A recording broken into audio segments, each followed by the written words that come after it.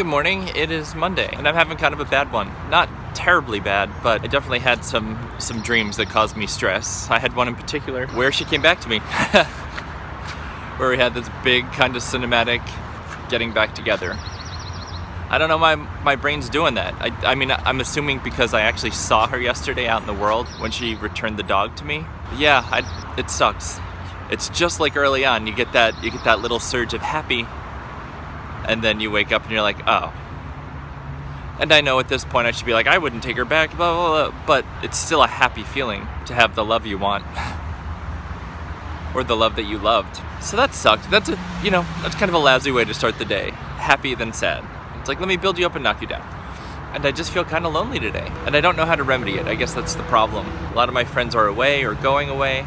There won't be people at the barn today because it's Monday, so yeah, I'm concerned about it becoming kind of a bleak week. That's what's on my mind. How to fill the day in a way that's meaningful. I'm gonna go to work, but it's summer, so there won't be people around. There won't even be staff around because this is the month that everything's closed. I don't get paid this month because I don't teach in the month of July, so I'm kind of scared about money. I can't go on some sort of spending spree, like, oh, I'll just go shopping. Like, no. So everything has to be a little bit more conservative. I don't have therapy till Friday. It's just a long stretch until something.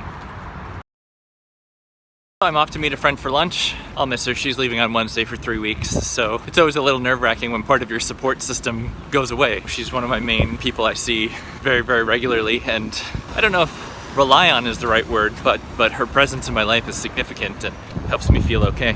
Excuse me. I'll be sad to see her go, a little anxious to see her go. It's just, if I start to lose my mind, what will I do? But I'll be fine. I have other supports in place. I just went down to the garage and my wife has parked in the building again. And I wonder, is it deliberate just because she knows that it sets me off? Maybe there's some kind of economy built in there. She doesn't want to pay for a parking pass, so she can park at the building, upset me, and not have to pay. So I guess it's a win-win if you're into not being nice to people you used to be in love with.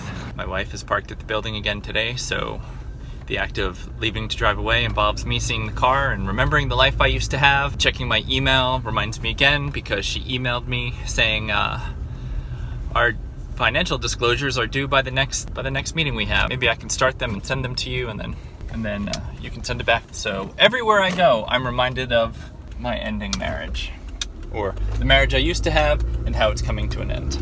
And today's one of those days that's hard to understand why it ended.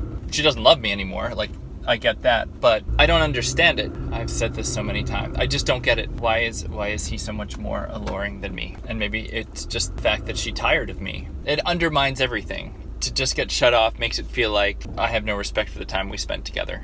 It didn't mean that much. Which makes you question your whole experience in the relationship. Was it real? Was I just being played? How good a relationship was it if she was just able to shut it off like that? And then, she sends this email today of like, hey, we have to disclose our stuff. How about if I start a list and then I'll send it to you and then you can send it back? And that way it works around my schedule of going away on a horseback riding trip for a week. Oh yes, of course. Let me work around your horseback riding schedule.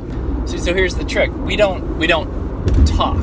She doesn't communicate with me. She doesn't trust me with anything, which would make this whole process easier if we were communicative. And the whole reason we don't talk is because I liked his ex's stuff on Instagram. It's crazy. It makes me think, why is she so evil? But I don't think she's evil. I feel like she's a convenient villain or scapegoat for all the crappy decisions he and she have made together as a couple. They're doing crazy things. They're selling his house. They're apparently buying property up north. Well, I'm sure she's explained her actions in a way that casts me in a negative light, and probably vice versa. If they're selling his house, trying to buy property, how soon will they go? How will they pay for everything? Will they tell his clients? Is he just gonna up and go and leave people high and dry? Does reputation matter? If when you're going to start your life over again, does it matter if the clients you have here are pissed at you? If you're gonna move 8-9 hours away and start again? I don't know. I don't know how fickle a world dressage is. If the drama lately is any indicator, it seems like a poor move, but at this point, everything she's done seems like a poor move. So I look at the dog and love the dog, and there's the constant threat that she might take the dog. So there really is no relief. It's hard to heal when the source of the pain is around you. Here's what I know. His house is for sale. She claims she has no money. She does have money. She's transferred out a large sum of money 2 days before we went to mediation. At mediation, she made it seem as if she wasn't even able to pay the mortgage. To the extent that the mediator asked, was she able to pay for July? Yes, of course she can pay for July. She could pay for a couple years without any more money going into her savings. I was embarrassed for her to watch that because she was being dishonest. His house is all paid for, so she's living rent-free. His house is for sale. I don't know where they go once his house sells. She started the email by saying, thank you for facilitating, her seeing the dog yesterday. It means the world to her.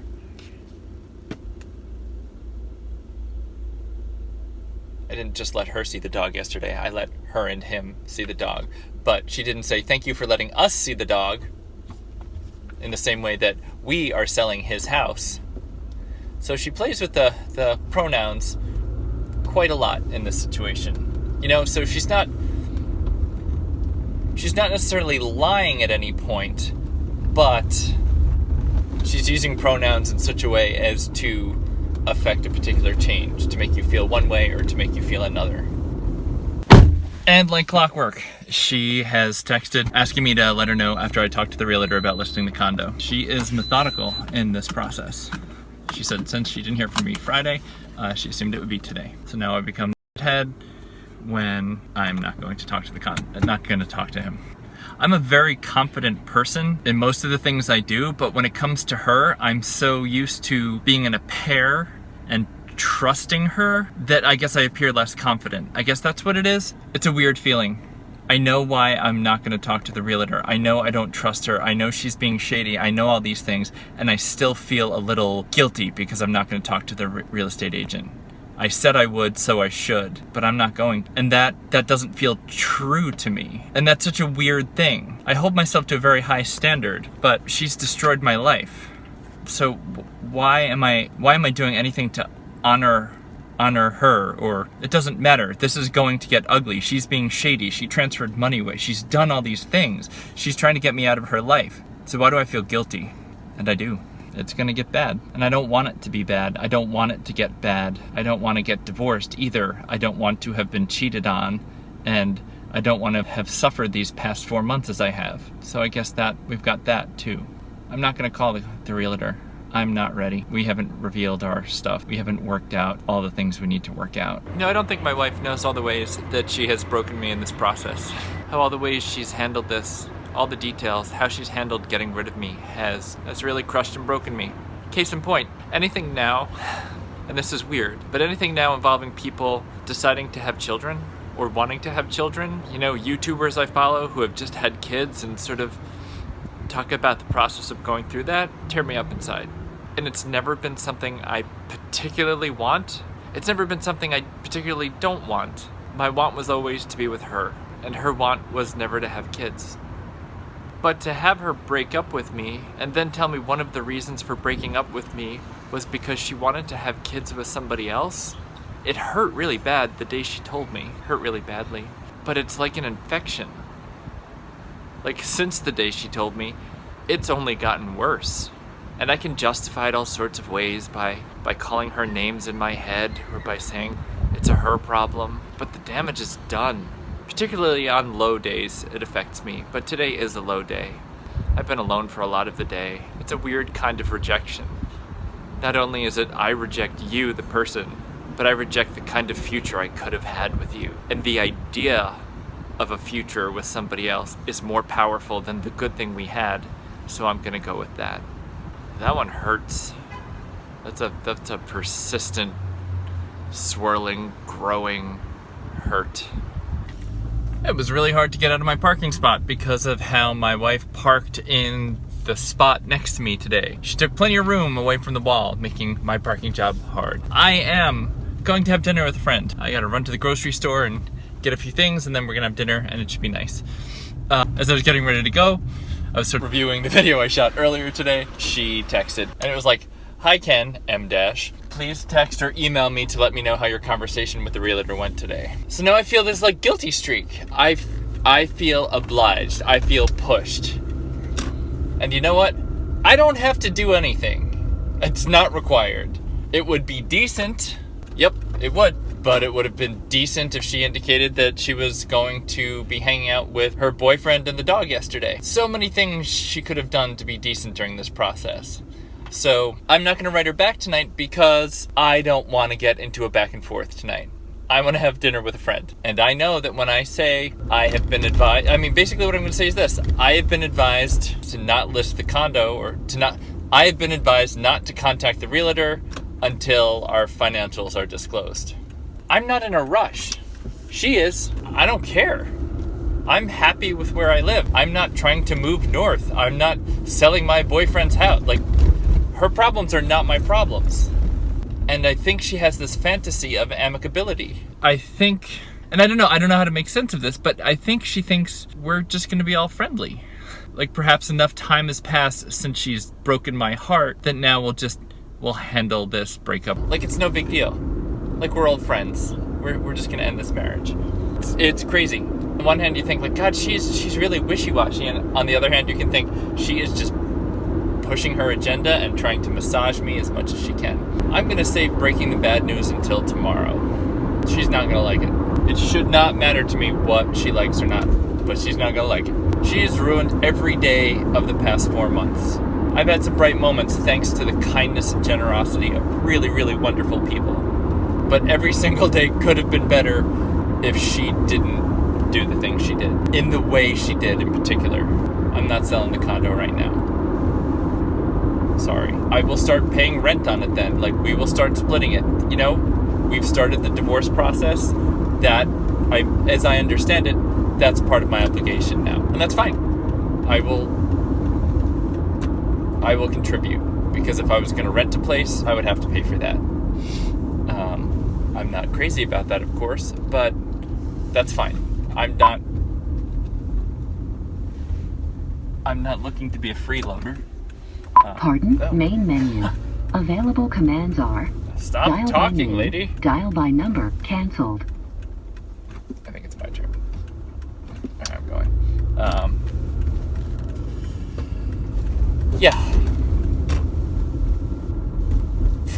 I think that'll make tomorrow uncomfortable. Because she will go... Well, she'll probably go crazy. Oh, too bad. She just so happens to not work tomorrow. And I think her boyfriend does. So she'll be alone and crazy. And, well, that sucks. And I'm trying to think, am I being crazy? Is she going to take the dog? And I need to stop thinking like that. She's either going to take the dog or she's not. We know this. The dog. I love the dog. Yeah. Here you are. Hi. It's nice to see you. Thanks for listening. I'll see you more in a little bit. I've just been thinking about going to Iceland, you know, maybe even by myself, just to get out of here, to go somewhere. It's not that far away. It should be beautiful. I think if I stay here all summer, it might be bad for me. I might sink. As I was driving home, my friend sent me a link to just this gorgeous drone footage of somebody walking on black sand beaches. And while I was on Instagram, I looked to see when the last time my wife's account had... So she has 2 accounts. She has her current one, but the more significant one is the one she used to have that was for the horse we had. And it grew and grew, and it chronicled a lot of the horse and her and the horse and a little bit of me and the horse, but it was a whole lot of that experience of having the horse. And clearly, since she gave him away, she hasn't been posting to that account. And I guess there's always been the threat that she'll delete the account at some point. And it appears that tonight she did. So I'd say it's in the midst of fizzling out. When you search the account, it doesn't show any followers and it doesn't show posts, but the account is still there. And it sucks a little because a lot of those photos I took, and that was a really happy part of my life. And like so many other things, she just chose to delete it. You know, so what her life looks like now is she has a new Facebook account that she created ostensibly for selling the horse, but she's very active on even now. And that account doesn't feature, I don't follow it, I'm not part of it, it doesn't have any of our history on it. So it was a fresh start on Facebook. She has started a new Instagram account, which we are not connected on. So she has an Instagram history without me, without her marriage, without her life before. She's drawn this line in the sand and just has started fresh. I'm gone from pretty much every aspect of her life. It's weird. It definitely makes it feel like she doesn't value the time we spent together. She's just looking to get over it. She's looking to get past it. So the time we had is not worth representing. She's just done. She's out. She's starting again. And that's a painful thing. Even though I have immense amounts of pain, I still treasure those memories. You can't start a new life with a new person, I guess, if you still have images of your old life out there.